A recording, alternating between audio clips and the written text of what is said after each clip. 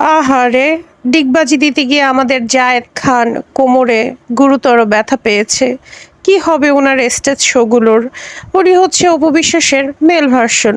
অপু বিশ্বাসও স্টেজে নাচতে গিয়ে পড়ে যায়। ভাগ্যিস স্টেজ ব্যথা পেয়েছিল, কিন্তু অপু বিশ্বাসের কিচ্ছু হয়নি।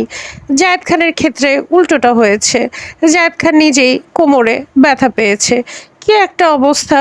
অপু বিশ্বাসেরও কোনো সিনেমা নাই, তাও তাকে বিভিন্ন টক শোতে ডাকে। জায়েদ খানেরও সেম অবস্থা, কোনো সিনেমা নাই, কিচ্ছু না, তাও তাকে বিভিন্ন জায়গায় স্টেজ শো করতে নিয়ে যায়।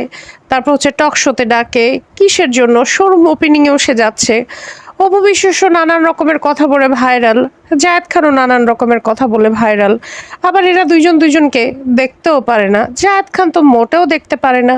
তবে জায়েদ খানের একটা বিষয় হলো, সে গুছিয়ে কথাবার্তা বলতে পারে, স্ট্রেট ফরওয়ার্ড, এবং সে সোজাসাপটা উত্তর দিতে পারে, যেটা আবার অপু বিশ্বাস পারে না। ওই যে শিক্ষাগত যোগ্যতা, ওই একটাই শুধু তফাৎ, এবং ওই একটা দিক থেকেই জায়েদ খান অনেক বেশি এগিয়ে। অপু বিশ্বাসও অনেক শো অফ টফ করে, পোশাক টোশাক নিয়ে অনেক ফ্যাশনেবল থাকে, যেগুলো মাঝে মাঝে খুবই হাস্যকর অবস্থায় পরিণত হয়। ঠিক তেমনটা জায়েদ খানের ক্ষেত্রেও তাই। ও গড!